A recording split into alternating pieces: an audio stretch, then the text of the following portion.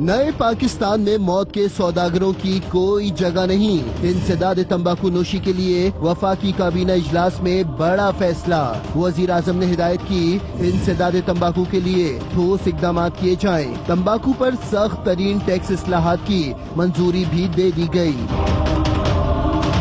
वजीर आजम के मुआविन खुसूसी बाबर अता ने बताया, आइंदा बजट में तंबाकू नोशी की रोकथाम के लिए टैक्स लगाया जाएगा। 30 से 50 अरब रुपए का इजाफी रेवेन्यू हासिल होगा। टैक्स मद में हासिल रकम सेहत इंसाफ कार्ड के लिए इस्तेमाल होगी। सिगरेट कितनी महंगी होनी चाहिए? सोशल मीडिया सर्वे में अक्सरियत ने 3 गुना महंगी करने की राय दी।